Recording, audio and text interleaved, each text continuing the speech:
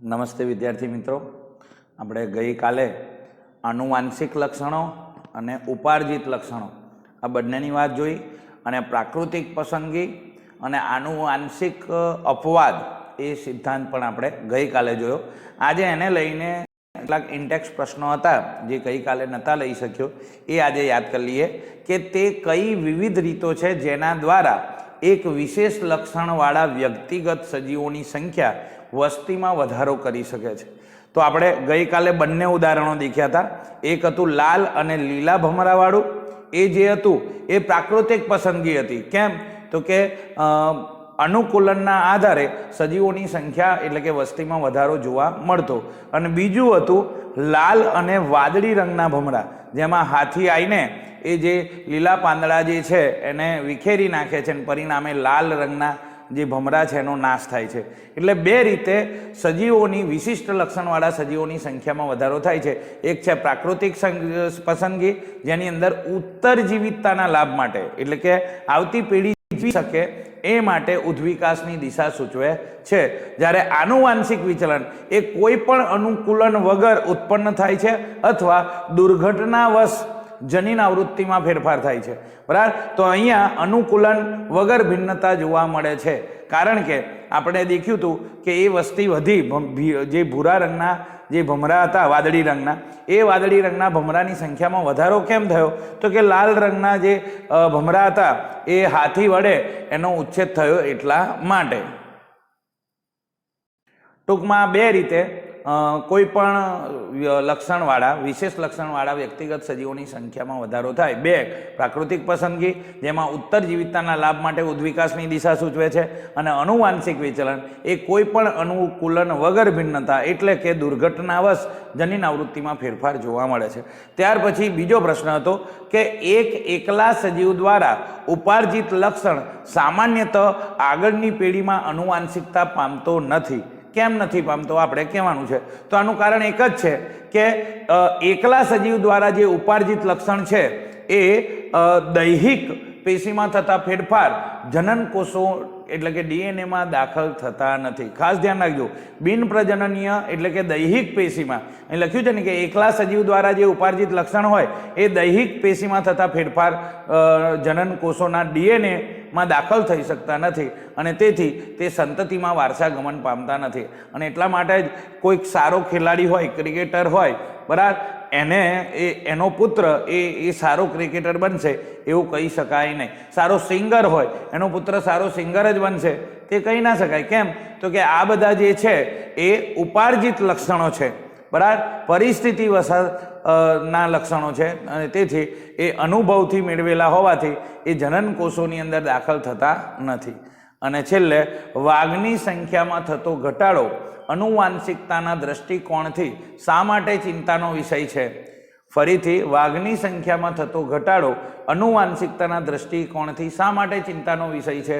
તો વાઘની સંખ્યામાં જે સતત ઘટાડો થાય છે એ આનુવાંશિકતાની દ્રષ્ટિએ એટલા માટે ચિંતાનો વિષય છે કારણ કે તેઓ જો લુપ્ત થઈ જશે તો આ જાતિના જનીનો કાયમી રીતે ગુમાવી દઈશું આપણે, અને ભવિષ્યમાં પણ આ જાતિ પુનઃજીવિત થવાના કોઈ શક્યતા રહેશે નહીં. ફરીથી આ કારણ એક જ છે, ચિંતાના વિષયનું કારણ એક જ છે કે જો આ જાતિ લુપ્ત થઈ જશે તો આના જનીનો ગુમાવી દઈશું અને ભવિષ્યમાં પણ એને પુનઃજીવિત કરી શકીશું નહીં. તો આ ત્રણ પ્રશ્નો જે હતા એ આનુવાંશિકતા અને ઉપાર્જિત લક્ષણો જે છે, બરાબર, એને અનુલક્ષીના હતા. હવે આજે આપણે એક નવી જ વાતો જાણવાના છે જે હવે આપણે જાણીશું. તો મિત્રો, આજે જે ભણવાના છે એ ઉદ્વિકાસને આધારે સજીવોનું વર્ગીકરણ કેવી રીતે થઈ શકાય, એટલે ઉદ્વિકાસ કેવા પ્રકારના થઈ શકે છે એના આધારે તેનું વર્ગીકરણ કઈ રીતે થઈ શકે તે આજે જોવાના છે. તો પ્રશ્ન છે, આપણે પ્રશ્નને વાંચી શકીએ છીએ કે ઉદ્વિકાસના આધારે સજીવોનું વર્ગીકરણ સમજાવો. તો આપણને ખબર છે કે સજીવોમાં રહેલી સમાનતા અને ભિન્નતાના આધારે તેમને જુદા જુદા સમૂહમાં ગોઠવી તેમજ તેમના સંબંધો સમજાવતી કક્ષાઓની રચનાને વર્ગીકરણ તરીકે ઓળખવામાં આવે છે. તો ફરીથી, સજીવોમાં રહેલી સમાનતા અને ભિન્નતાના આધારે તેમને જુદા જુદા સમૂહમાં ગોઠવણી કરી તેમજ તેમના સંબંધો સમજાવતી જે કક્ષાઓ છે એ કક્ષાઓની રચનાને વર્ગીકરણ કહે છે. ત્રીજી વખત કે સજીવોમાં રહેલી સમાનતા અને ભિન્નતાના આધારે તેમને જુદા જુદા સમૂહમાં ગોઠવવા અને તેમના સંબંધો સમજાવતી જે કક્ષાઓ છે એ કક્ષાઓની રચનાને વર્ગીકરણ કહે છે. હવે વિશિષ્ટ લક્ષણોને આધારે સજીવોને ચોક્કસ સમૂહોમાં વર્ગીકરણ કરવામાં આવે છે. ધ્યાન રાખજો, વિશિષ્ટ લક્ષણોને આધારે સજીવોનું ચોક્કસ સમૂહમાં વર્ગીકરણ કરવામાં આવે છે અને તેના દ્વારા ઉદ્વિકાસના ક્રમની માહિતી સમજૂતી મળે છે. ધ્યાન રાખજો, વિશિષ્ટ લક્ષણો એટલે શું? તો કે કોઈ એક લક્ષણ અમુક પ્રાણીઓમાં અલગ અલગ લક્ષણ છે, એ વિશિષ્ટ લક્ષણોને આધારે તેમનું ચોક્કસ સમૂહમાં વર્ગીકરણ કરવામાં આવે છે અને એના પરથી જ આપણને ઉદ્વિકાસના ક્રમની માહિતી મળે છે. બરાબર. અને આ સજીવોને તેમના લક્ષણોને આધારે વર્ગીકૃત કરવામાં આવે છે. ખાસ ધ્યાન રાખવાનું છે. ઉપર જે સમાનતા અને ભિન્નતાના આધારે ગોઠવણી કરી હતી, પણ અહીંયા વિશિષ્ટ લક્ષણો ધરાવતા જે સજીવો છે તેમને ચોક્કસ સમૂહોમાં વર્ગીકૃત કરવામાં આવે છે અને તેના દ્વારા ઉદ્વિકાસના ક્રમની માહિતી મળે છે. તો સજીવોને તેમના લક્ષણોના આધારે વર્ગીકૃત કરવામાં આવે છે. તો એ ઉદ્વિકાસના આધારે સજીવોનું વર્ગીકરણ હવે આપણે જોઈશું. તો આકૃતિમાં જોઈએ કે મોટા ભાગના સજીવો કેટલાક પાયાના લક્ષણો સામાન્ય જ હોય છે. મોટા ભાગના સજીવોમાં કેટલાક પાયાના લક્ષણો સામાન્ય હોય છે અને કોષ બધા જ સજીવોનો બંધારણીય અને ક્રિયાત્મક એકમ છે. બરાબર. તો અહીંયા આ વાત અગત્યની છે કે મોટા ભાગના જે સજીવો છે તેમાં પાયાના લક્ષણો તો સામાન્ય હોય છે અને કોષ બધા જ સજીવોનો બંધારણીય અને ક્રિયાત્મક એકમ છે. એટલા માટે કોષના આધારે તેનું વર્ગીકરણ કરીશું. તો કોષ સુવિકસિત કોષ કેન્દ્ર ધરાવે છે કે પટલમય અંગિકા ધરાવે છે કે નહીં? ખાસ ધ્યાન રાખજો, કોષ એ સુવિકસિત કોષ કેન્દ્ર અને પટલમય અંગિકા ધરાવે છે કે નહીં તેના આધારે તેનું બે સજીવોમાં બે પ્રકારમાં વિભાજન કરવામાં આવ્યું, વર્ગીકરણ કરવામાં આવ્યું. એક સુકોષ કેન્દ્રી અને આદિકોષ કેન્દ્રી. બરાબર. આ આપણે 9મા ધોરણમાં ભણી જ ગયા છે, 5મા પાઠમાં, કે સુકોષ કેન્દ્રી હોય એ વિકસિત હોય. બરાબર. અને આદિકોષ કેન્દ્રી જે છે એ વિકસિત હોતું નથી. આમ બે વિભાગમાં સુવિકસિત કોષ કેન્દ્ર અને પટલમય અંગિકા ધરાવે છે કે નહીં તેના આધારે સજીવોનું બે ભાગમાં શું કહેવાય, સુકોષ કેન્દ્રી કોષ અને આદિકોષ કેન્દ્રી કોષ એમ બે સમૂહોમાં વર્ગીકરણ કરવામાં આવે છે. હવે સુવિકસિત કોષ કેન્દ્ર એટલે સુકોષ કેન્દ્રી કોષ જે છે એ ધરાવતા સજીવોમાં કોષની સંખ્યાના આધારે બે પ્રકાર પડશે, એક કોષી સજીવ અને બહુકોષી સજીવ. બરાબર. પહેલામાં દેખ્યું કે કોષ સુવિકસિત કોષ કેન્દ્ર અને પટલમય અંગિકા ધરાવે છે કે નહીં એના આધારે બે પડ્યા, સુકોષ કેન્દ્રી કોષ અને આદિકોષ કેન્દ્રી કોષ. પછી સુકોષ કેન્દ્રી કોષની અંદર કોષની સંખ્યાના આધારે બે પ્રકાર પડ્યા, એક કોષી સજીવ અને બહુકોષી સજીવ.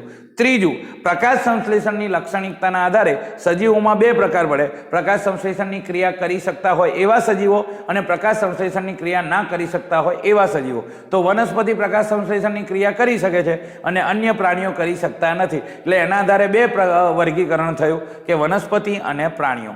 હવે વનસ્પતિ પ્રાણીઓમાં બહુકોષી વનસ્પતિ હોય અને બહુકોષી પ્રાણી, બંનેની અંદર પેશી, અંગો અને અંગતંત્રો એ વિકાસ પામેલા હોય છે. પ્રાણી શરીરમાં શરીરનું બાહ્ય કંકાલ અને અંતઃ કંકાલ એ આધારભૂત રચનાનો ભેદ હોય છે. ખાસ ધ્યાન રાખજો, પ્રાણી શરીરમાં શરીરની બહારનું જે બાહ્ય કંકાલ છે અને શરીરની અંદરનું અંતઃ કંકાલ છે એ આધારભૂત રચનાનો ભેદ હોય છે. અહીંયા ઘણો બધો ભેદ જોવા મળે છે. આથી સજીવોમાં ઉદ્વિકાસીય સંબંધોની ક્રમિક વિકસતી કક્ષાએ વર્ગીકરણ સમૂહની રચનામાં સમૂહ રચવામાં મદદરૂપ થાય છે.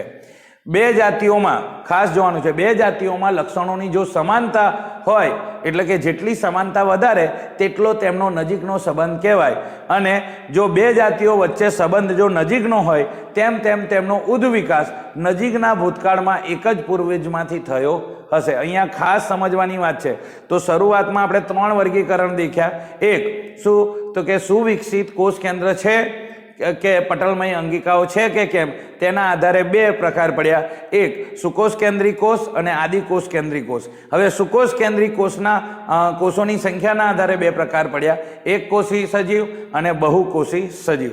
બરાબર.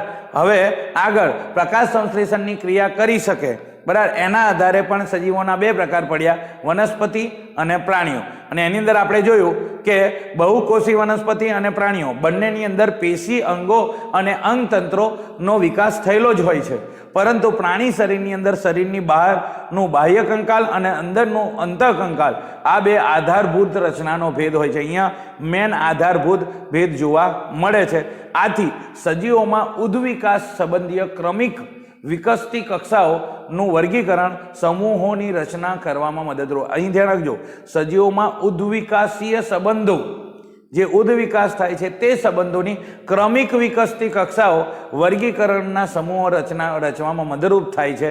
જો બે જાતિઓમાં લક્ષણોની સમાનતા જો વધારે હોય તો તે બે સજીવો વચ્ચે સંબંધ નજીકનો કહેવાય, અને જો બે જાતિઓ વચ્ચે સંબંધ નજીકનો હોય તો તેમનો ઉદ્વિકાસ નજીકના ભૂતકાળમાં સમાન જ પૂર્વજમાંથી થયો હશે. તો અત્યારે ભલે બંને અલગ છે, પરંતુ એમનો વિકાસ એ ભૂતકાળની અંદર ગમે તે એક જ પેઢીમાંથી પૂર્વજમાંથી થયેલો હોવો જોઈએ. તો આ રીતે આખો જે પ્રશ્ન કહેવા માંગે છે આપણને કે ઉદ્વિકાસના આધારે જે વર્ગીકરણ છે એ વર્ગીકરણ કઈ રીતે થાય, તો આખી જ વાતો ફરીથી યાદ કરી લઈએ કે સજીવોમાં રહેલી સમાનતા અને ભિન્નતાને આધારે તેમના જુદા જુદા સમૂહમાં ગોઠવવા અને તેમના સંબંધો સમજાવતી જે કક્ષાઓ છે એ કક્ષાઓની રચનાને વર્ગીકરણ કહે છે. વિશિષ્ટ લક્ષણોના આધારે સજીવોને ચોક્કસ સમૂહ કે સમૂહમાં વર્ગીકરણ કરવામાં આવે છે અને તેના દ્વારા જ ઉદ્વિકાસના ક્રમની માહિતી મળે છે. સજીવોને તેમના લક્ષણોના આધારે વર્ગીકૃત કરવામાં આવે તો બે વાતો જોવા મળે કે પહેલું કે મોટા ભાગના જે સજીવોના પાયાના લક્ષણો જે છે એ સામાન્ય હોય છે અને કોષ એ બધા જ સજીવનો બંધારણીય અને ક્રિયાત્મક એકમ છે. હવે જો વર્ગીકરણની વાત કરીએ તો કે કોષ એ સુવિકસિત કોષ કેન્દ્ર કે પટલમય અંગિકાઓ ધરાવે છે કે કેમ, તેના આધારે બે વર્ગીકરણ થયા, એક તો સુકોષ કેન્દ્રી કોષ અને આદિકોષ કેન્દ્રી કોષ. હવે સુકોષ કેન્દ્રી કોષની વાત કરીએ તો તેના આધારે કોષની સંખ્યાના આધારે બે પ્રકાર પડે, એક કોષી સજીવ અને બહુકોષી સજીવ. પ્રકાશ સંશ્લેષણની ક્રિયાના આધારે બરાબર બે વિભાગમાં વર્ગીકરણ થાય, વનસ્પતિઓ અને પ્રાણીઓ. બહુકોષી વનસ્પતિ કે પ્રાણી બંનેની અંદર પેશી, અંગો કે અંગતંત્રો વિકસિત થયેલા હોય છે અને પ્રાણી શરીરમાં શરીરનું બાહ્ય કંકાલ હોય કે અંતઃકંકાલ હોય, બંનેના શું કહેવાય આધારભૂત રચનાની અંદર ભેદ જોવા મળે છે અને આ ભેદ જે છે એ વર્ગીકરણ સમૂહોની રચના કરવામાં મદદરૂપ થાય છે. બે જાતિના લક્ષણોમાં સમાનતા જો જેટલી વધારે હોય તેમ તેમનો સંબંધનો નજીકનો ગણાય અને નજીકનો સંબંધ જેમ હોય તેમ તેમનો ઉદ્વિકાસ નજીકના ભૂતકાળમાં એક જ પૂર્વજમાંથી થયેલો ગણાશે. હવે આગળનો પ્રશ્ન જોઈએ તો મિત્રો, હવે જે પ્રશ્ન છે ખૂબ જ અગત્યનો છે, સમમૂલક અંગો. બરાબર, સમમૂલક અંગોનો મતલબ શું, તો કે સંરચનાની દ્રષ્ટિએ એક જ સરખા હોય પરંતુ કાર્યની દ્રષ્ટિએ બંને અલગ અલગ હોય તો આવા અંગોને સમમૂલક અંગો કહીશું. વાંચીએ કે ઉત્પત્તિ તેમજ સંરચનાની દ્રષ્ટિએ એક સમાન હોય પરંતુ કાર્યની દ્રષ્ટિએ ભિન્ન હોય તેવા અંગોને સમમૂલક અંગો કહે છે.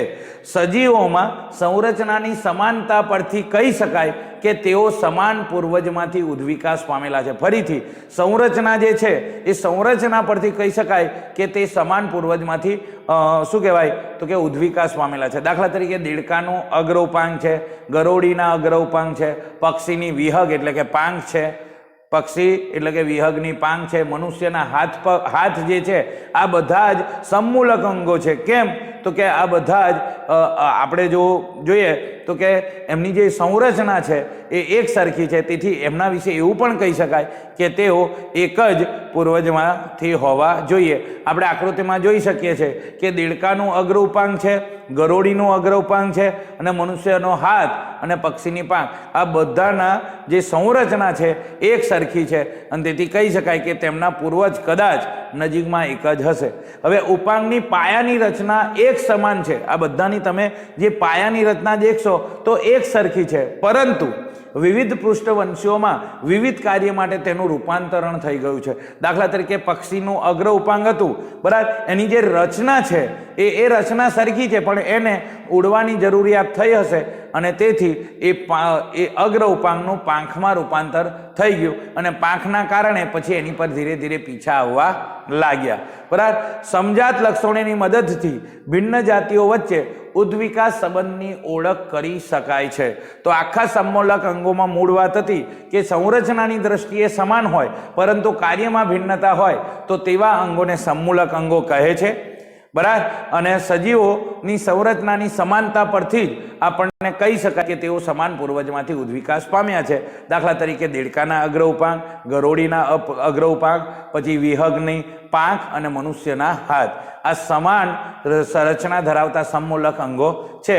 અને આકૃતિ દ્વારા આપણને ખ્યાલ પણ આવી જાય છે કે ઉપાંગની પાયાની રચના સમાન છે પરંતુ વિવિધ પૃષ્ઠવંશીઓએ જુદા જુદા કાર્ય કરવા માટે તેનું જુદા જુદા અંગોમાં રૂપાંતરણ થયું અને પરિણામે જ પક્ષીના અગ્ર ઉપાંગની આપણે જેવી રીતે સમમૂલક અંગો છે એવી જ રીતનું કાર્ય સદસ અંગો છે તે હવે આપણે જોઈશું. તો મિત્રો હવે કાર્ય સદસ અંગો, તો અહીંયા પેલાની જેમ જ પેલામાં રચના સરખી હતી અને કાર્ય ભિન્ન હતું. અહીંયા ઊંધું છે, રચના ભિન્ન હશે પણ કાર્ય એક સરખું હશે. તો આપણે આકૃતિમાં જોઈ જઈ શકીએ છીએ એક પક્ષીની પાંખ છે અને એક ચામાચીડિયાની પાંખ છે.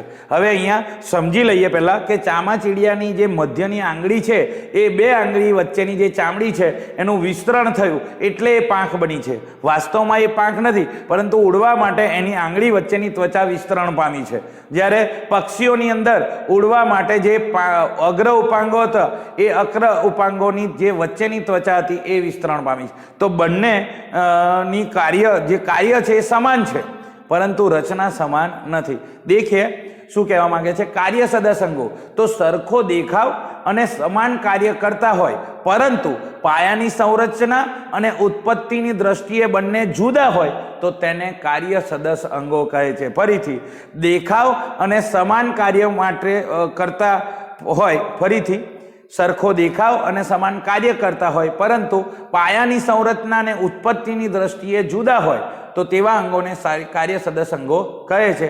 ચામાચીડિયામાં જે પાંખ છે એ મુખ્યત્વે મધ્યસ્થ એટલે વચ્ચેની આંગળી અને મધ્ય વચ્ચેની ત્વચાના વિસ્તરણથી નિર્માણ પામે છે.